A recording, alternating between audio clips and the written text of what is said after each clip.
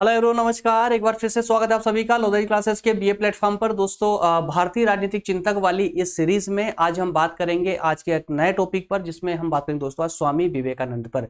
जी हाँ दोस्तों, स्वामी विवेकानंद के राजनीतिक और सामाजिक अर्थात संपूर्ण विचारों पर चर्चा करते हुए आज के सेशन को हम कंप्लीट करेंगे। दोस्तों, एग्जाम आपके पास में आ गए, इसलिए अब थोड़ा सा इस पर जो है अलग अलग खंडों में टॉपिक को लेने के बजाय हम प्रयास करेंगे कि एक ही लेक्चर में एक पूरा टॉपिक कंप्लीट होता चले आपको, जिससे कि आपके एग्जाम में थोड़ी सी हेल्प मिल पाए, है ना। अलग अलग पार्ट में इन द सेंस कि हम प्रयास तो ये हमेशा यही करते हैं कि ताकि जो हम विस्तार देते हैं आप लोगों को, उस विस्तार में कोई कंप्रोमाइज ना हो। इसके लिए हम ये कोशिश करते हैं कि अलग अलग पार्ट में 2 या 3 पार्ट में एक सेशन को लेकर, एक टॉपिक को लेकर आए। लेकिन दोस्तों, अब इतना समय नहीं है आप लोगों के पास में, इस कारण से अब एक टॉपिक को हम फिलहाल अभी 14 तारीख तक, 14 तारीख लास्ट है एग्जाम तक की, है ना। अलग अलग यूनिवर्सिटियों में और भी डेट अलग अलग हो सकती है, जो उनके और लेट भी जा सकती है। बट जैसे कि ये वाला सब्जेक्ट किसी यूनिवर्सिटी में बीए फर्स्ट ईयर में पढ़ा जा रहा है, किसी में सेकंड ईयर में, किसी थर्ड ईयर में, तो वो आप लोग देख लीजिएगा एग्जाम के अकॉर्डिंग। बट हम कोशिश यही करेंगे कि एक टॉपिक को एक लेक्चर के माध्यम से पूरा कंप्लीट ही कर लें। आइए दोस्तों, शुरू करते हैं अपना आज का सेशन स्वामी विवेकानंद पर। जैसा कि आप देख पा रहे हैं, सेकंड यूनिट का सेकंड टॉपिक पर आज हम डिस्कस करने जा रहे हैं दोस्तों। इसी प्रकार से नेक्स्ट टॉपिक होगा हमारा लोकमान्य तिलक पर, उसके बाद अरविंद घोष पर। तो 2 सेशन और होंगे, इसमें हमारी सेकंड यूनिट भी कंप्लीट हो जाएगी। थोड़ा सा अब स्पीड से चलेंगे, ताकि बीच में थोड़ा गैप हो चुका है कुछ कारणों से, है ना। कुछ कारण आ ही जाते हैं यार। एक इंपॉर्टेंट क्वेश्चन है दोस्तों आज के टॉपिक से संबंधित, है ना। क्वेश्चन जरूर पढ़ा करें जब भी आप टॉपिक स्टार्ट करें ना, चाहे वो आप लेक्चर में करें या आप पुस्तक से भी, कभी आप किताब भी पढ़ते हैं ना, तो टॉपिक पर जाने से पहले आप एक बार उसका क्वेश्चन जरूर पढ़ लें कि क्वेश्चन में क्या दिया गया है, क्या पूछा गया है। जब आपको पता चलता है क्वेश्चन में पूछा क्या गया है, तो फिर आपका मस्तिष्क जो है ना, आपके उस टॉपिक में उस क्वेश्चन का आंसर ढूंढने का प्रयास करता है। मतलब आपका माइंड अलर्ट रहता है पूरे टॉपिक को पढ़ते वक्त। आइए शुरू करते हैं दोस्तों। तो आज के टॉपिक में हमें पढ़ना क्या क्या है, 3 बिंदुओं के माध्यम से सामान्य सी बात है। सबसे पहले हम व्याख्या देखेंगे, स्वामी विवेकानंद के सामान्य तथ्यों पर चर्चा करेंगे, उसके बाद राजनीतिक विचार और फिर सामाजिक विचार। That's all. तीनों के माध्यम से हम आज का टॉपिक कंप्लीट करेंगे। थोड़ा सा जैसा कि पूरा कंप्लीट एक टॉपिक हम एक ही लेक्चर में कंप्लीट करने वाले हैं, इसलिए थोड़ा सा लंबा जा सकता है। थोड़ी सी जो है आप थोड़ा पेशेंस बनाकर रखें, है ना। आइए शुरू करते हैं स्वामी विवेकानंद के सामान्य परिचय से। सामान्य परिचय की इनके विचारों का सामान्य परिचय, वैसे तो टॉपिक बहुत लेंदी है दोस्तों ये, है ना।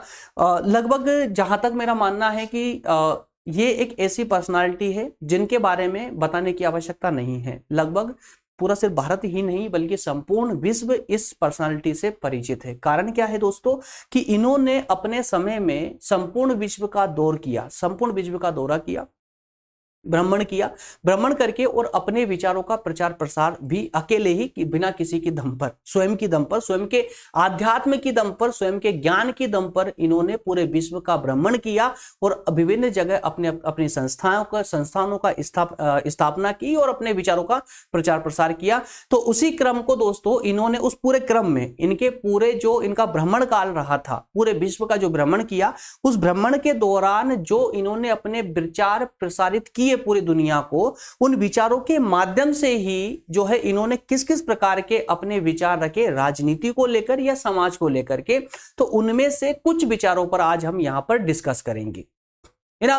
तो दोस्तों शुरू करते हैं सेशन को। अच्छा, स्टार्ट करें उससे पहले मैं एक बार फिर से बोल दूं, रिपीट करा दूं आप लोगों को, ताकि आप लोग कोई कंफ्यूजन ना रहे। दोस्तों, ये वाली सीरीज किसी यूनिवर्सिटी में बीए फर्स्ट ईयर में, किसी में सेकंड ईयर में और किसी यूनिवर्सिटी में थर्ड ईयर में भी पढ़ाई जा रही है। साथ ही साथ में काफी सारी कमेंट आ रही, इसलिए मैं थोड़ा सा एमए वाले स्टूडेंट को भी बोलना चाहता हूं। जो भी दोस्त मेरे एमए कर रहे हैं, निश्चित रूप से आप इन सेशनों को फॉलो कर सकते हैं। अगर आपके सिलेबस में ये सब टॉपिक है, ये सीरीज है, तो आप निश्चित रूप से इनको फॉलो कर सकते हैं।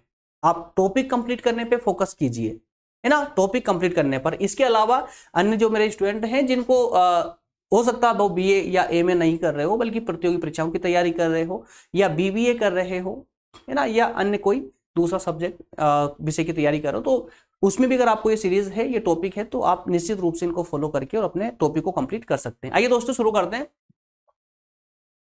जैसा कि हम प्रति सेशन में करते आए हैं, व्याख्या के अंतर्गत, कंप्लीट टॉपिक के अंतर्गत ही दोस्तों दो पार्ट में हम इसको कंप्लीट करते हैं सेशन को, एक व्यवहारिक पक्ष और एक थ्योरेटिकल पार्ट, है ना, एक व्यवहारिक और सैद्धांतिक। तो ये जो थ्योरेटिकल पार्ट है हमारा, वो थ्योरेटिकल पार्ट आपके एग्जाम के लिए होता है, व्यवहारिक पक्ष आपको आपके समझ के लिए होता है, ताकि आप बेहतर रूप से उसको समझ पाए।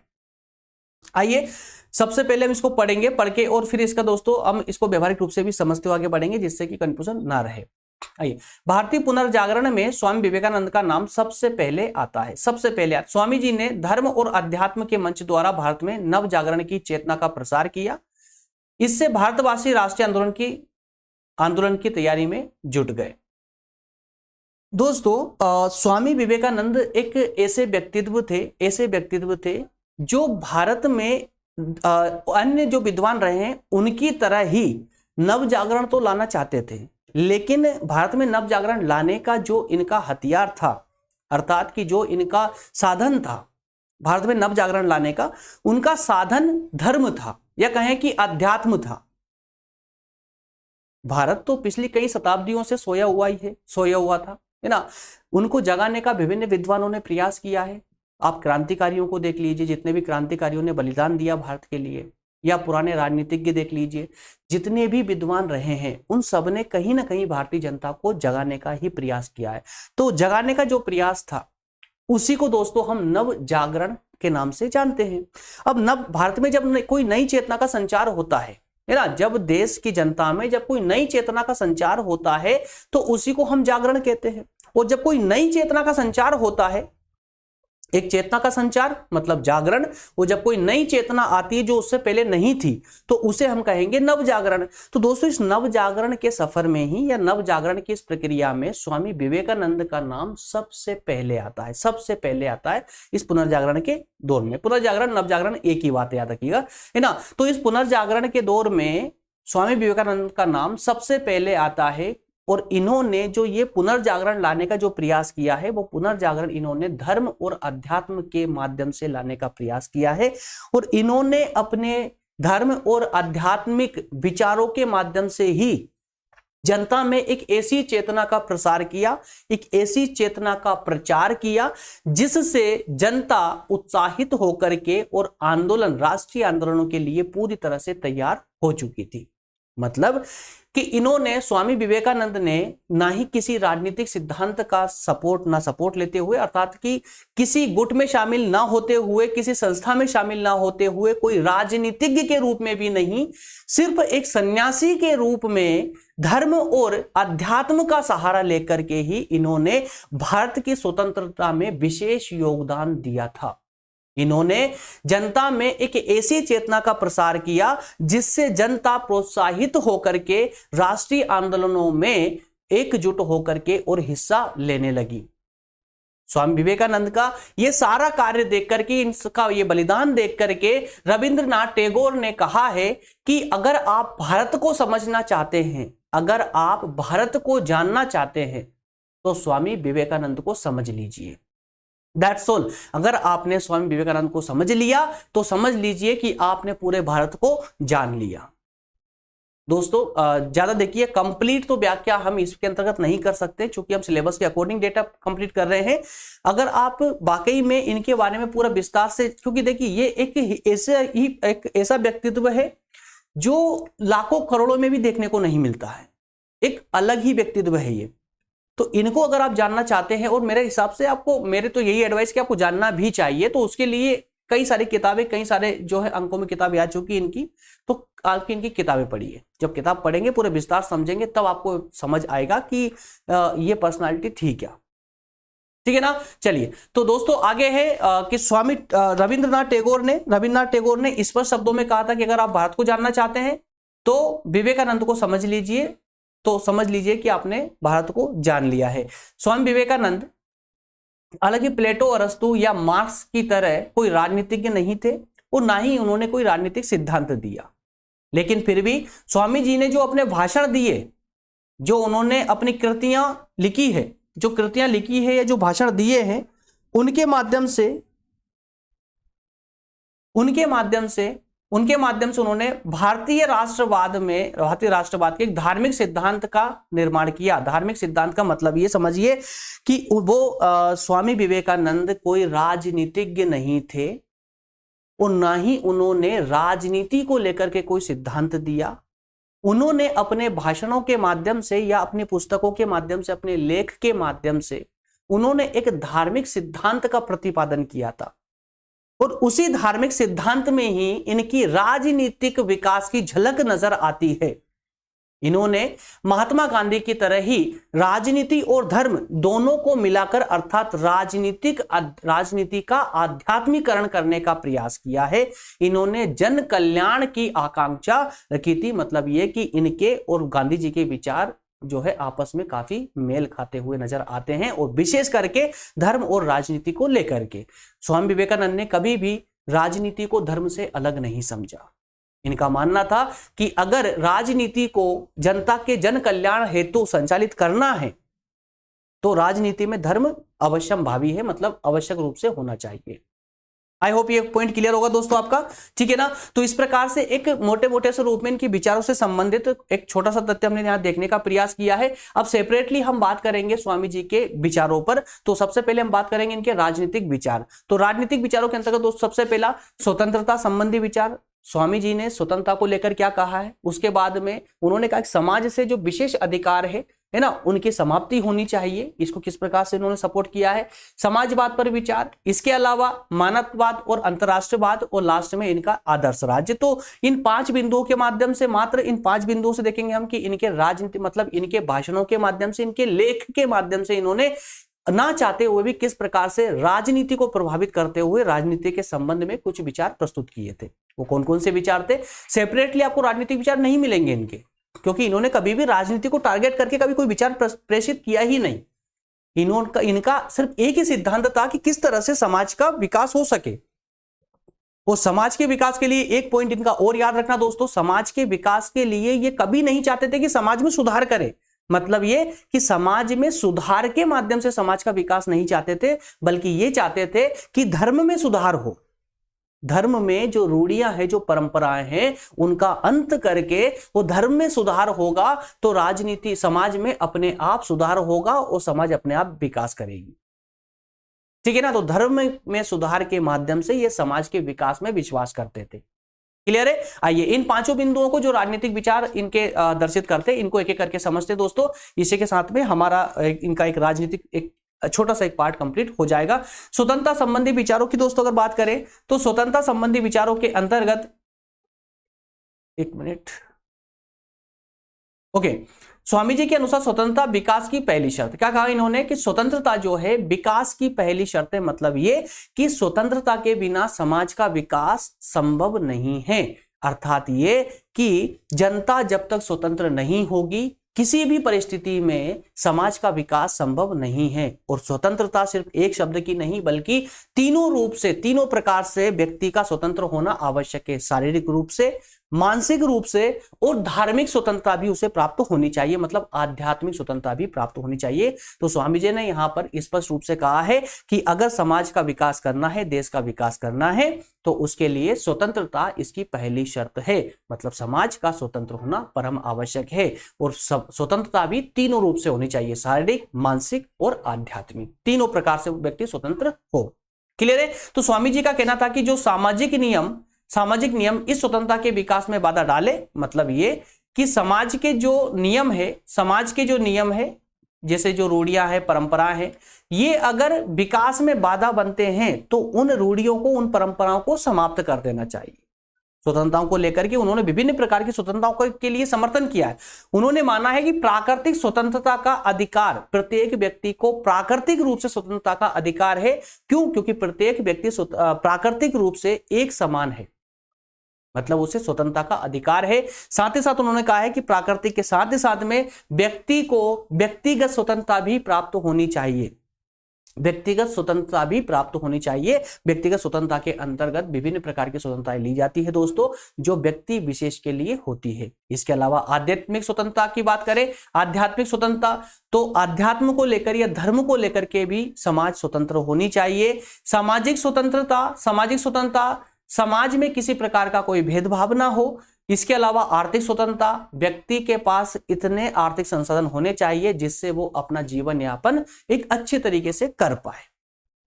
क्लियर है। चलिए इसके बाद में नेक्स्ट पॉइंट है हमारा दोस्तों विशेष अधिकारों की समाप्ति। तो सिंपल सा ये है कि स्वामी विवेकानंद स्पष्ट रूप से चाहते थे कि समाज में जो विशेष अधिकार प्राप्त वर्ग है उस वर्ग का समाप्त होना चाहिए, मतलब माफ कीजिएगा वर्ग का समाप्त नहीं बल्कि उस वर्ग के विशेष अधिकार समाप्त होने चाहिए, क्योंकि समाज में जब तक वो विशेष अधिकार वाला वर्ग रहेगा तब तक समाज में स्वतंत्रता तो भूल ही जाइए, किसी भी प्रकार से स्वतंत्रता का वातावरण नहीं बन पाएगा।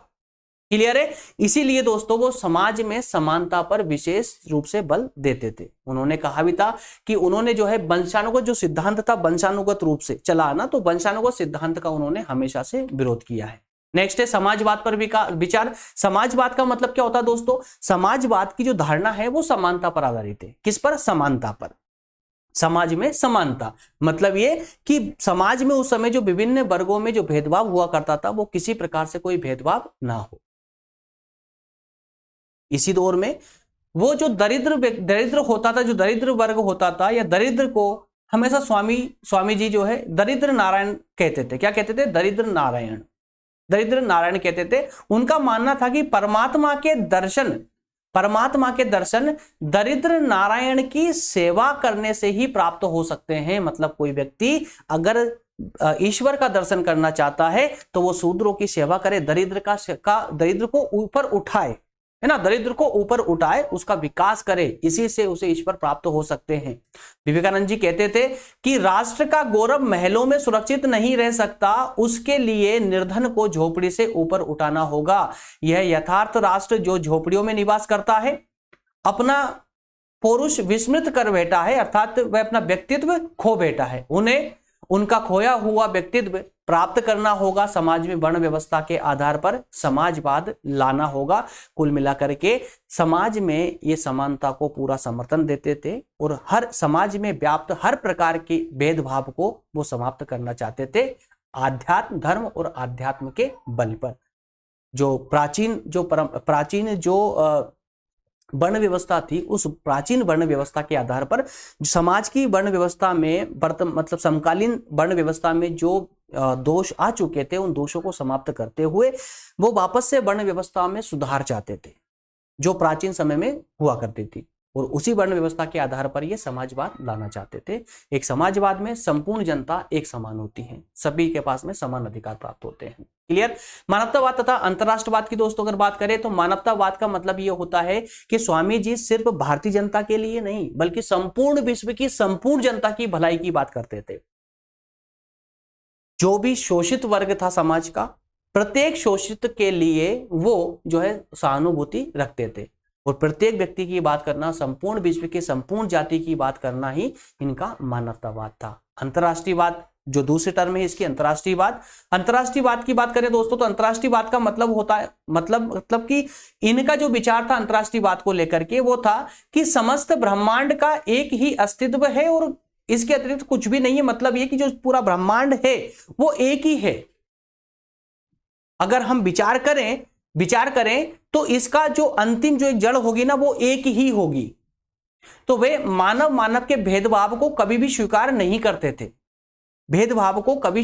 करते थे, जैसे कि विभिन्न राष्ट्रों में उस समय भेदभाव था, है ना, काले गोरे का भेद, कई प्रकार से लाल पीले नीले गुलाबी जो भी थे अलग अलग भेदभाव, कई प्रकार के भेदभाव चला करते थे, है ना। तो वो भेदभाव को कभी भी स्वीकार नहीं करते थे। स्वामी जी की इच्छा थी कि सभी राष्ट्रों के बीच में संपर्क हो, है ना, आदान प्रदान, ज्ञान का आदान प्रदान हो और भारत विश्व का आध्यात्मिक नेतृत्व करे। मतलब स्वामी जी के दर्शन से ही हमें पता चलता है कि भारत विश्व गुरु बनने की क्षमता रखता था, और इसीलिए स्वामी जी के विचारों में ये शब्द भी नजर आते हैं, आध्यात्मिक गुरु, है ना। आध्यात्मिक नेतृत्व का मतलब क्या हुआ दोस्तों कि आध्यात्मिक नेतृत्व, संपूर्ण विश्व का आध्यात्मिक नेतृत्व कौन? भारत करे। तो इस प्रकार से इन्होंने मानवतावाद के साथ ही साथ अंतरराष्ट्रीयवाद की भी बात की है। क्लियर है यहां से। चलिए नेक्स्ट पॉइंट है आदर्श राज्य दोस्तों। तो आदर्श राज्य के अंतर्गत स्वामी जी का जो आदर्श राज्य रहा है इसको थोड़ा सा जल्दी समझ लीजिए ना, सेशन ज्यादा लंबा होने का चल रहा है अनावश्यक रूप से ज्यादा लंबा ना हो जाए। आदर्श राज्य का मतलब ये हुआ दोस्तों, सिंपल समझिए इसको, कि इन्होंने 4 काल की बात की, 4 कालों की बात की है, ब्राह्मण काल, क्षत्रिय काल, वैश्य काल और शूद्र काल, ठीक है ना। तो इनमें से इनका मानना है स्वामी जी का कि इन सभी का ब्राह्मण क्षत्रिय वैश्य और शूद्र, तो इनका बारी बारी से इनका शासन करने की बारी आती है। तो इनमें से अभी तक प्रारंभ के जो 3 वर्ण हैं, ब्राह्मण क्षत्रिय और वैश्य, ये शासन कर चुके हैं। अब शूद्रों की बारी है, चौथे वर्ण की बारी है, ठीक है ना। तो इस प्रकार से ये चाहते थे कि एक राज्य में समानता आए, सभी वर्ग बारी बारी शासन करे, जिससे राज्य में एक समानता उद्भव हो, समानता आए। और ये राज्य में एक समानता लाना ही इनका एक आदर्श राज्य की धारणा थी। क्लियर है। चलिए अब देख लेते हैं, थोड़े से सामाजिक विचारों पर फोकस करते हैं दोस्तों। सामाजिक विचारों के अंतर्गत भी हमें 5 बिंदुओं पर फोकस करना है। जाति व्यवस्था पर, मूर्ति पूजा पर, सामाजिक परिवर्तन, यूरोपीकरण और मूल आधार, जीवन के मूल आधार पर। तो 5 बिंदुओं को हम थोड़ा सा देखिए समझेंगे व्यवहारिक रूप से कंप्लीटली। और जो डेटा लिखा हुआ दोस्तों, ये भी एकदम आसान भाषा में है, आपको तकलीफ नहीं आएगी पढ़ने में, कहीं से कहीं तक कोई प्रॉब्लम नहीं आएगी।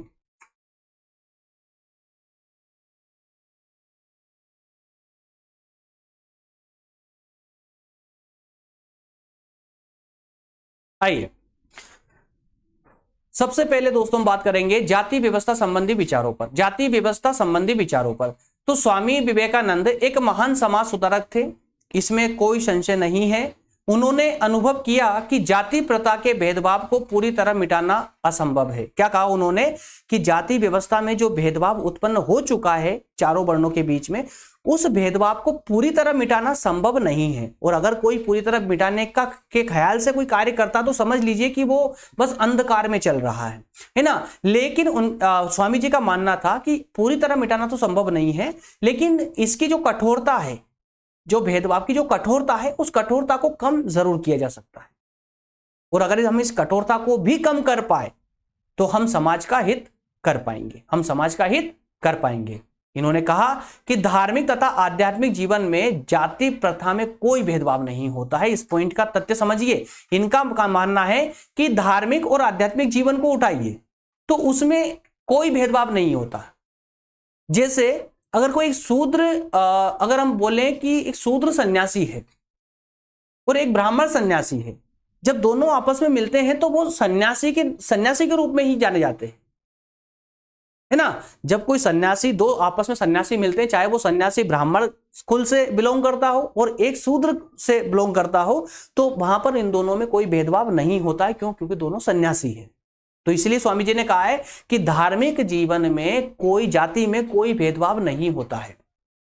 और जिन वर्गों की हम अभी बात कर रहे हैं, जो वर्ग आज बुराई के रूप में उभर चुके हैं, ये वर्ग प्राचीन समय में व्यावसायिक वर्ग थे कि काम को लेकर के वर्गों का विभाजन किया गया था, है ना। कोई जन्म के आधार पर नहीं थे ये, बल्कि किसके आधार पर थे दोस्तों? व्यवसाय के आधार पर थे, कर्म के आधार पर थे कि जो व्यक्ति जैसा कार्य करेगा वैसे वर्ग में ढल जाएगा, ठीक है ना। तो बाद में क्या हुआ कि इस प्रथा में कठोरता आ गई, जटिलता आ गई, और फिर ये गंभीर बीमारी बन गई, एक गंभीर समस्या बन गई। प्राचीन भारत की जो वर्ण व्यवस्था थी, इससे स्वामी जी अत्यधिक प्रभावित थे, और वो आज की वर्ण व्यवस्था को, अर्थात इनके समकालीन वर्ण व्यवस्था को फिर से वो प्राचीन समय की वर्ण व्यवस्था में ही कन्वर्ट करना चाहते थे, मतलब सुधार करना चाहते थे। और उस सुधार के प्रयास से ही वो समाज में व्याप्त ऊंच नीच के भेदभाव को पूरी तरह समाप्त करना चाहते थे। और इनका मानना था कि अगर हम समाज का पूर्ण विकास करना चाहते हैं तो शिक्षा परम आवश्यक है। शिक्षा का विस्तार या कहें कि शिक्षा का प्रसार भारतीय जनता में करना ही होगा। शिक्षा के माध्यम से ही हम समाज का पूरी तरह विकास कर पाएंगे। नेक्स्ट है मूर्ति पूजा दोस्तों। तो अन्य विचारकों की तरह स्वामी विवेकानंद जी ने मूर्ति पूजा का खंडन नहीं किया, बल्कि ये जो है एक परम भक्त थे, या कहें कि ये मूर्ति पूजा का पूरी तरह से समर्थन करते थे। कारण क्या है कि इनके जो गुरु थे दोस्तों, रामकृष्ण परमहंस, वो एक विशेष मूर्ति पूजक ही रहे हैं, मतलब काली माता की अनन्य भक्त थे, ये काली माता की पूजा करते थे, है ना। तो हालांकि ये अंधविश्वास और पाखंड के पूरी तरह से विरोधी थे। स्वामी विवेकानंद पाखंड पे या अंधविश्वास पे विश्वास नहीं करते थे, उसके विरोधी थे। श्रद्धा और भक्ति को ईश्वर प्राप्ति का ये साधन समझते थे। और हालांकि इन्होंने अपने लेख में मूर्ति पूजा के समर्थन में कई सारे तथ्य बोले हैं, है ना, जो कि आज किसी भी व्यक्ति को जो पढ़ेगा उसको मानना ही पड़ता है फिर वो, है ना। क्योंकि उनके जो पूरा विचार रहा है, जो दर्शन रहा है, ये पूरा एक दोस्तों एक वैज्ञानिक तथ्यों पर आधारित रहा है। है ना। तो उनमें से कुछ एक विचार ये उनका स्पष्ट मानना था, मूर्ति पूजा के समर्थन में उन्होंने कहा था उनके ही शब्दों में अर्थात उनके लेख के अनुसार कि आजकल ये बात आम हो गई है कि सभी लोग अनायास ही इस बात को स्वीकार करते हैं कि मूर्ति पूजा ठीक नहीं है। मैं भी ऐसा ही कहता था और सोचता था, कैसा कि मूर्ति पूजा करना कोई समझदारी वाला काम नहीं है। उसके दंड स्वरूप मुझे एक ऐसे पुरुष के पैरों तले बैठकर शिक्षा ग्रहण करनी पड़ी जिन्होंने मूर्ति पूजा से ही सब कुछ पाया था। मैं स्वामी परमहंस की बात कर रहा हूं। अगर मूर्ति पूजा द्वारा इस तरह रामकृष्ण परमहंस जैसे व्यक्ति बन सकते हैं तो हजारों मूर्तियों की पूजा करनी चाहिए या करो। तो उनका ये विशेष एक लेख था, उनका ही लेख था दोस्तों ये, है ना। उसी लेख से ली गई कुछ पंक्तियां हैं। तो इसके माध्यम से वो मूर्ति पूजा के अनन्य भक्त थे, कहीं के मूर्ति पूजा के परम समर्थक थे। क्लियर है। चलिए नेक्स्ट पॉइंट पर बात करेंगे, सामाजिक परिवर्तन में संयमता पर विश्वास। मतलब ये कि स्वामी जी समाज की जो परंपराएं थी, जो रूढ़ियां थी या कहें कि या समाज के जो नियम बनते हैं ना, वो किस लिए बनाए जाते हैं? समाज की रक्षा करने के लिए, है ना। लेकिन क्या होता है कि समाज में समय समय के अनुसार परिवर्तन होता है। तो स्वामी जी का मानना यहां पर यह है कि जो नियम समाज के लिए बने हैं उन नियमों का भी समाज के साथ साथ परिवर्तन जरूरी है। अगर समाज में परिवर्तन होता है और नियमों में परिवर्तन नहीं हुआ तो जो नियम समाज के हैं वो उनके लिए बुराइयां उत्पन्न करेंगे, बुराई बन जाएगा और फिर उन बुराइयों को मिटाना संभव नहीं होगा। फिर उनमें सुधार करने के लिए फिर से कोई स्वामी विवेकानंद पैदा होगा। तो उनका स्पष्ट मानना था कि जो नियम समाज के लिए बने हैं उन नियमों में भी परिवर्तन होते रहना चाहिए और इन परिवर्तनों के द्वारा ही समाज का विकास संभव है। नेक्स्ट है यूरोपीयकरण की तीव्र आलोचना। यूरोपीयकरण का मतलब क्या हुआ कि जो यूरोप मतलब जो अंग्रेजों का उस समय शासन था भारत पर, तो अंग्रेज अपनी सभ्यता अपनी संस्कृति पूरी तरह से भारत में डालना चाहते थे और अंग्रेज चाहते थे कि पूरे भारतवासी ब्रिटिश संस्कृति को अपना ले। तो उनको यहाँ शासन करना मतलब हमेशा के लिए यहाँ स्थायित्व मिल जाएगा, है ना, जिसका स्वामी जी पूरी तरह से विरोध करते थे। अंग्रेज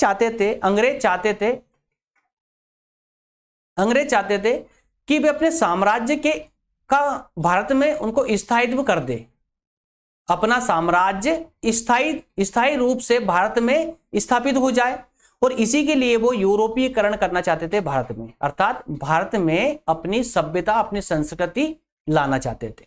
और इसी को लेकर के लॉर्ड मेकाले का एक कथन जो भारत विश्व तो छोड़िए बाकी भारत तो कभी नहीं भूलेगा। लॉर्ड मेकाले ने शिक्षा व्यवस्था को लेकर के कहा था, स्पष्ट कहा था कि हम भारत में एक ऐसी शिक्षा प्रणाली को लेकर आएंगे जिससे शिक्षित होने वाला वर्ग देखने में तो भारतीय दिखेगा लेकिन अंदर से वो ब्रिटिश होगा, है ना, ब्रिटिश होगा। तो इस प्रकार से वो एक अप्रत्यक्ष रूप से जो है पश्चिम की जो सभ्यता संस्कृति थी वो शिक्षा के माध्यम से भारतवासियों में डालना चाहते थे, जिसका स्वामी जी पूरी तरह से विरोध करते थे। स्वामी जी का मानना था कि भारतीय आध्यात्म या प्राचीन भारत की जो संस्कृति है वो भारत के विकास के लिए सहयोगी हो सकती है। किसी भी मूल्य पर भारतीय संस्कृति के नैतिक आदर्शों का त्याग नहीं कर सकते। उन्होंने कहा हमें अपनी संस्कृति और स्वभाव के अनुसार ही विकास करना चाहिए। जैसी हमारी संस्कृति है, संस्कृति के अनुसार अगर हम विकास करेंगे तो हम अपना वास्तविक विकास कर पाएंगे, स्थायी रूप से विकास कर पाएंगे। और इसी कारण से वो यूरोपीयकरण का विरोध करते थे। नेक्स्ट है सामाजिक जीवन का मूल आधार। स्वामी जी ने धर्म को बताया था। इन्होंने कहा था कि चाहे देखिए अलग अलग देशों की जनसंख्या के समाज का आधार अलग अलग हो सकता है।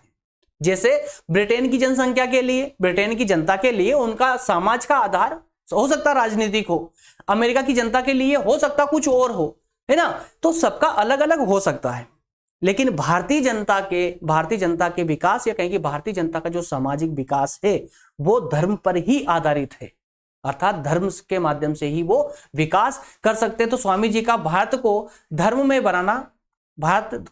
बनाना चाहते थे। वे इंग्लैंड के लिए तो राजनीति को सामाजिक जीवन का आधार मानते थे, परंतु भारतीय समाज को राजनीति से अलग रखना चाहते थे।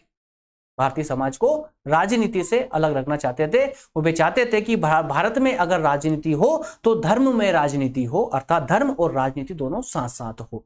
उनका कथन था, स्वामी जी का कथन था कि भारत में सामाजिक सुधार करने के बजाय माफ कीजिएगा, भारत में सामाजिक सुधार करने के बजाय धार्मिक सुधार करने चाहिए।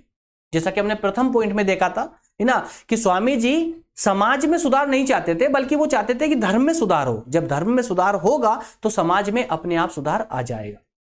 वे अध्यात्मवाद को भारतीय सामाजिक जीवन की आधारशिला बनाना चाहते थे। स्वयं विवेकानंद कट्टर देशभक्त थे। वे अपने विचारों के प्रसार के उद्देश्य से ही उन्होंने रामकृष्ण मिशन की स्थापना भी की थी, ताकि अपने विचार संपूर्ण विश्व में वो प्रसारित कर सके। इसीलिए उनके द्वारा ही रामकृष्ण मिशन की स्थापना की गई थी।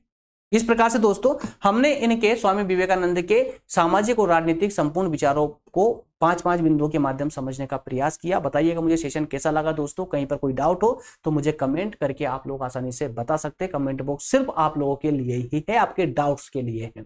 मिलेंगे नेक्स्ट सेशन में दोस्तों, और जो अगला सेशन होने वाला है हमारा वो होगा लोकमान्य तिलक पर। और लोकमान्य तिलक साहब का भी एक ही क्लास में हम इनको भी कंप्लीट करने का प्रयास करेंगे। मिलेंगे नेक्स्ट सेशन में दोस्तों, तब तक के लिए बहुत बहुत धन्यवाद। Thank you. जय हिंद।